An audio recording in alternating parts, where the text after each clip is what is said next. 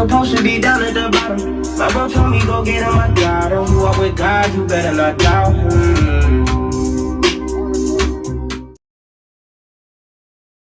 David, wake up.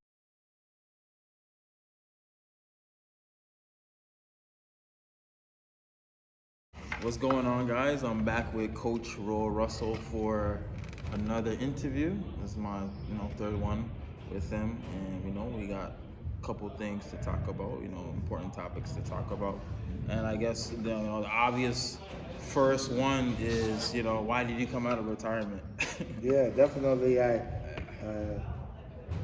just felt I had unfinished business to do, and I just had that bug still. I was pretty cool with doing my consulting and scouting, and one of my clients, Uchenna Academy, they were just saying that, Coach, why don't you just come out of retirement and just coach and direct? And so I just said, okay, if you guys meet my demands, my terms, then I'll come out. And they said, what are those? And they gave me this. And I said, you know what? If you can do this, then I'll take it. Wow. And then they said, done. And then I said, okay, I'll come back. So it was kind of a spontaneous thing that made me want to come back. I feel that I have a lot of life left, and I still want to, impact young men, and I love coaching and developing. I know the last interview you said, you talked to God about it, talked to parents about it, moving on. Did you do the same thing this time around? Yeah. So I told them that when they were going to give me the contract, and I said, I'm going to take the contract and at home with me, and I'll pray about it, talk to my wife and my family about it, and then I'll come back to you. And then once I did that, my wife said, yeah, go for it. My son said, go for it. My daughter said, go for it. And then when I prayed to God and read the Bible about it, everything just came together. The feeling and just the vibe and just, everything's, felt like I should do it. You know what I mean? So I could be more hands-on, and I could, leave my legacy again at Uchenna. You know what I mean? And turn that whole place upside down and really make it a place that kids can also get those opportunities. So everything was positive. So I said, okay, I'm gonna do it. Okay, let's talk about Uchenna Academy. I know a little bit about it. I know that it's in Canada, but you can get a American diploma. That's how it works? Yeah, basically if you want to go to the US, they have a sister school in Dallas, Texas, that you can get a high school diploma from there as well. And also has AP classes, so the classes you take in your senior year could count as first year university credits, which is very, very valuable and beneficial to a lot of times kids already graduated, and they come there, or they come back for another year, and then they're like, I'm just going to be repeating classes and it's not counting. Now they can take AP classes, advanced placement classes, and it'll count to 3, 6, 9, 12, 15, whatever, how many you take in your university. So it's very beneficial. Okay. So what's the difference with this type of prep program? What do you guys' schedule look like? Yeah, well, it's really good. But before I talk about the schedule, I'm going to talk about the school itself. So it's a private school, right? The private school curriculum, honors, enriched, high placement, the whole nine. Yeah. But it's really concentrated, and it's very specific, meaning that it's you can take 2 classes a day rather than 6 or 8. 2 classes. Yeah, wow. it's 3 trimesters, so you take 2 classes every 9.5 weeks. Wow. So you only have to focus on 2 classes. So your grades will be better, right? And you finish school early in the day. So you finish school at 12, and then now you can strength conditioning, you can do individual workouts, all those kind of things. You can finish your homework, whatever. Then we practice at 1:30, and then we go for 3 hours. And then, now when you finish, you can get something to eat, you can relax, and then now you can come back in the evening time and get 1,000 shots out on the shooting gun. So it's very customized, wow. and very concentrated to what you're doing. So it's a lot better than like going to a school where there's like 500 people, 800 people, 1,000 people running around doing different things. Random people just have their own life. This is more focused for student athletes that want to become the best basketball players they want to be. There's all that time to train, to play, to scrimmage, to travel, all that stuff. So it's a lot better. And now we have an opportunity to be able to travel more because it finishes in May. It goes from August, middle of August until middle of May, and you can take your laptop with you and do your homework.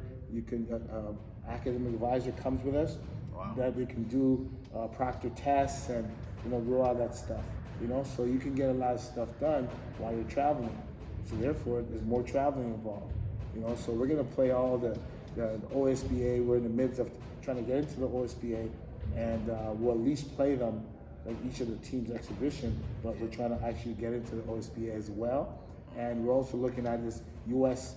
Canadian League that we're in a league with American teams as well. So we're gonna really expand it and really take it to the next level.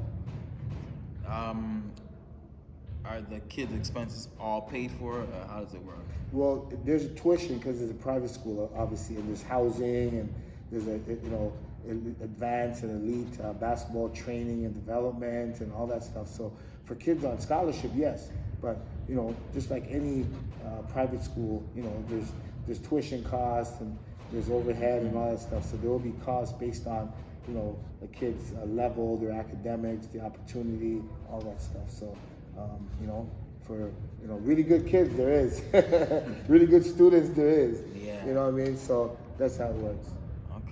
Okay. Do you guys have like a full training staff that travels with you guys? Or? Yeah, I have 3 assistant coaches and an athletic trainer, and then our academic liaison.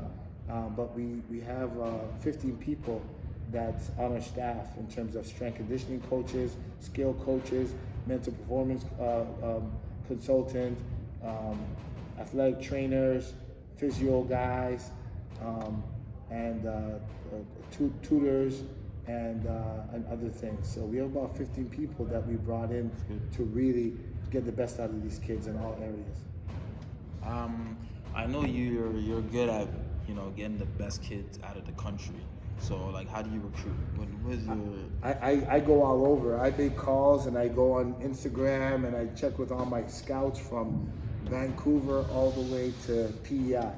And because there's got to be one kid in PEI that's good that everyone forgot about and no one knows. There's got to be one kid, And so I have a kid, actually 2 kids coming from BC, 1 kid coming from Alberta, 1 kid coming from Winnipeg, and then like maybe 4 kids coming from Ontario, and 1 kid, a 6'11" kid coming from Nova Scotia. And then wow. And then I'll see what's going. I'm going traveling to Bahamas soon to have a 6'8" freshman that I'm gonna pick up, and then I have a couple of kids from overseas, Africa or Europe. So I recruit worldwide because there's kids everywhere. Wow. And then I'm also recruiting a kid in America because I always have to have one American kid. A lot of times Americans go to Canada, but I'm gonna bring them here. Why are Americans starting to come down here now? The opportunity, because a lot of them aren't getting that training and that concentration that in the States. Sure, there's Montverde and Hillcrest and Prolific and Oak Hill and all that stuff, but maybe like 20 schools you get some really good customized development, but a lot of other schools are just regular, conventional state schools that you go to and they have a schedule in the league, you go to districts, you go to states, and that's it. They don't really get that time because they're big schools, so they're not concentrated. So people want concentrated, and because they know me and know what I've done and what I've built over the years, they want to play for me. They want me to develop them because I have all those contacts with their parents, with their coaches, their advisors, all that. Wow. Yeah. Okay. And I know you've been doing this for a long time now, and you know, you have gone through different brands over and over, but now you're with Adidas, right? Yeah, well, I'll kind of break it down for you. Okay. So when I first started, I was N1 back in the early 90s. We were N1. Jordan Crawford was the spokesman for them. And then in the late 90s, early 2000s, we were Nike. All right, we were Nike. And then after that, we went Adidas. And then we went Reebok. And then we went back to Adidas. And then we went Under Armour. Yeah. And then we went back to Nike. Yeah. And then we finished off, which we are currently doing with Adidas. Why all those changes? How come you didn't stick with one? Just opportunities and just, you know, changes. Some guys retired that were the directors of their companies, and better opportunities came up and all that stuff. So you just went with the flow, went with the best that's out there at that time. You know, but now, you know, over the last 7-8 years, we've been Adidas, and we go from there. And I always want to mention that we're also doing Exist for our local stuff. For other teams, we're doing Exist, which is a Canadian brand, because we want to represent Canada as well. Yeah. And they'll conflict with Adidas, Nike, Under Armour, because they don't make shoes. So they're not, you know, a competitor against them. And they're really good in terms of quality stuff at really good prices. And so shout out to my boy Justin. Yeah, I know Exist. Their clothing is pretty nice. Yeah, it's pretty nice. It's pretty nice. They do a great job. Yeah. So how is the consulting going? On the side, I still do my consulting, helping families with their student athletes to get an opportunity for university, right. Helping prep schools to build and grow, right? And going to different organizations to help them to, you know, be better at recruiting, helping them with players from overseas, and giving them those tools, you know, to go to the next level. Okay. Yeah. All right. Just to take it a little further now, my next question is Elijah Fisher. You know, I watched a lot of his games, and I checked the stats if I didn't watch his game. Yeah. And I want to know why he didn't play that much. Yeah, it's one of those things, you know. Unfortunately, it wasn't a great fit in terms of the style of play, right? Elijah likes to score. They didn't want him to score. They wanted to defend and rebound. And he wanted to score as well and, you know, play up tempo and handle the ball. They didn't want to do that. They wanted to work his way up. Maybe by his junior year, they might let him do some of that. We have no time to wait. We have no time to, you know, be pigeonholed in a one role. You know, he does everything. And so it made him more resilient, made him tougher, better on D, right? And more competitive because of the situation. He started a couple games. He had a couple games of 20 minutes and so forth, but for the most part, he didn't play as much. And so they worked more of a seniority, you know, let's get the seniors, the fifth-year seniors going. And so it didn't work out great for him, but the great thing is you got the transfer portal, the one-time transfer portal that you can transfer somewhere else and play right away. So that's what he's looking to do now. Before we even get to the transfer portal, I know Cheyenne Wilson, you know, she's one of your players on the girls' side. She just committed to University of Miami, Florida. Yes. Did you have anything to do with that, or she just does her own thing now? Well, it's all a big family, you know what I mean? And it was, you know, Latasha's there, Lachey's there that she played with, and so it was pretty comfortable to go there. And my daughter, Leanna, she went there as well. So there's a lot of, you know, familiarity with going to that program and the ACC and the hot sun and everything. So I helped her with the process in terms of doing your research and, you know, what to expect and what's the best opportunity, who's leaving, who's coming in. So all those advice I gave her, but at the end of the day, she made her decision based on that. She visited other schools like South Carolina and so forth, but, you know, she felt the opportunities was the best and the familiarity was the best. Yeah, And the good thing is she's still in the ACC, so when she faced Duke, Oh. she's gonna circle that Yeah, game. yeah. and We that's all gonna gonna be watch that that's game gonna be our against biggest Duke. game. Yeah, we're gonna either go there or we're gonna be on that big screen watching that game. You know what I mean? Yeah. So that's gonna be a big game. You know, stay tuned for that one. Yeah, for sure. Yeah. So for the transfer portal, to get back to that, is it messy now, or is it a good thing? Because kids are just leaving left, right, and center like never before, and you know sometimes it could be a good thing for the kid, and sometimes it could be a bad thing for the kid in terms of toughness, being tough and fighting for your spot. You know, they don't have to do that no more. So what do you Yeah. Well, basically, it's a help and a hurt. You know what I'm saying? On one side of it, if let's just like Elijah Fisher, it wasn't a good fit. So let's go do our research even more and find a great fit. And you could make up for a not so productive year by going somewhere having a very productive year, and then people forget about where you went before. You know what I mean? You have a new life, and you can go somewhere and play right away. So it's a good thing in terms of maybe not going to the right school for you or the best school for you, and maybe the coach leaves or something happens, and then you're not stuck there. You can transfer and play right away in a better situation. But like you said, it's not great when there's like 1,800 kids in the portal now, guys, where everyone wants to transfer. As the coach doesn't play them, as they say something bad against them, or times are tough, they want to leave. They want to get up and leave, and they're not going to be resilient. They're not going to be tough. They're not going to stick it out. They're not going to grow up. So it in some ways it's good, it's great. In some ways it's not so great. Wow. Okay.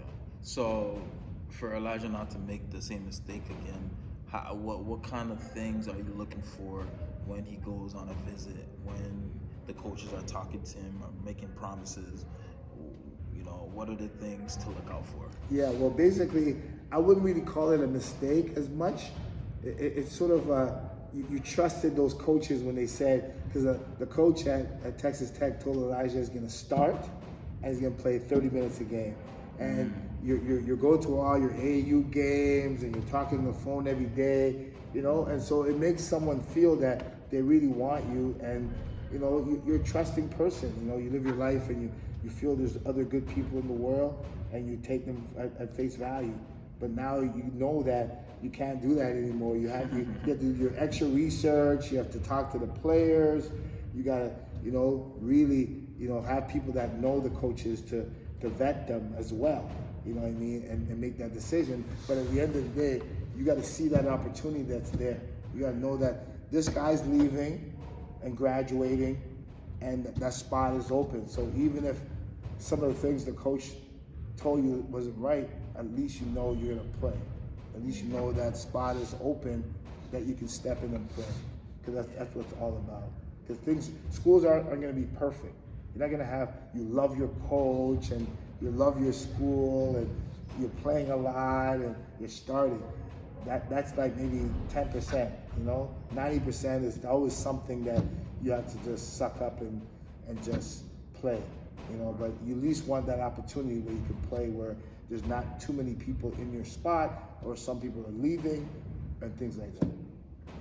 Okay. Talk about NAIL, and kids are making good money off their image and likeness, and is that beneficial? You think it's gonna last for a long time? Where is it at now? I think it's a really beneficial thing because over the decades, the NCAA profited of all these student athletes. They're the ones that are putting the work and the sweat and the games. They're the ones that's making people watch the games. Not so much the coaches, but every so often you see the coaches are getting rewarded by new contracts, extensions, raises, all that. The students aren't getting anything. They're struggling to go to school and make it work financially, traveling, living independently and all that stuff. And they're the ones that person knows that they're wearing number 3 because of that person. but before they can have their name on that number 3. Like think about when Zion Williamson played at Duke. Yeah. He could have made like $50 million. They were watching Duke because of Zion. They're going to watch one of those games because of Zion. Also because of RJ Barrett, but mostly because of Zion. And so it was that precipitated them to say, you know what, it's that time to award them. You know what I mean? And now they can, get rewarded and be able to live comfortably and take care of themselves, maybe sometimes their family, and have a good go at it and learn about branding and marketing, endorsement, sponsorship, and all that stuff, and being grown with it. And that can lead into when they become professionals, they're already in that whole world already. Yeah. You know what I mean? So it's beneficial for them. Now the only drawback is a lot of kids are going to schools because of the NIL. Yeah, that's all about to ask you. Some schools will say, I'll give you $50,000, but because this school is saying I'll give you $100,000, then kids want to go to that school.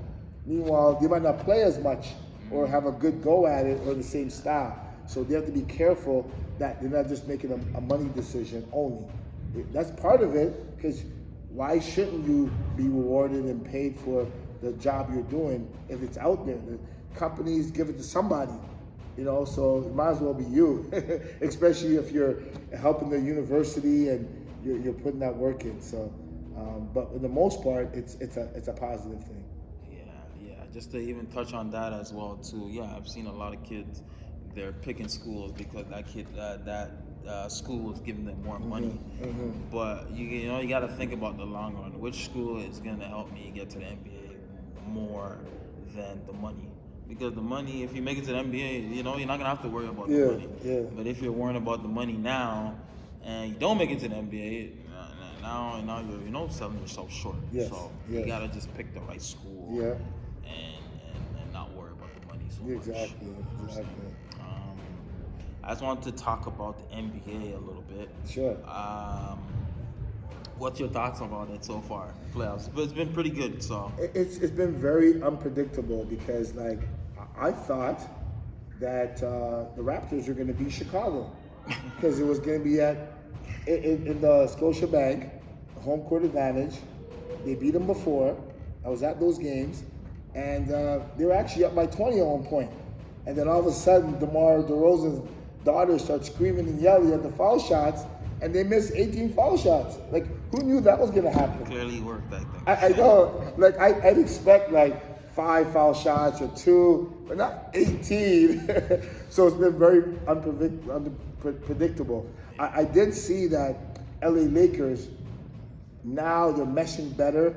They have some really good glue guys that they're working together now. Yeah. And so I knew they're going to win the first series. And but a lot of people didn't know that, Jimmy Butler's going to go for 56, you know what I'm saying, and be up 3-1. Like, I thought that Milwaukee at least get to the finals.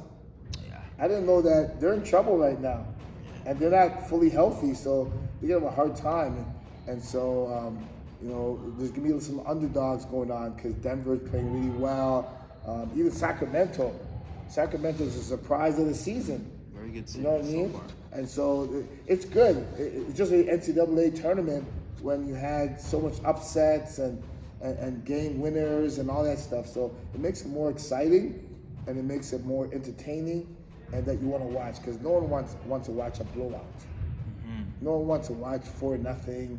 You want to see, down to the wire, 3-all, game 7.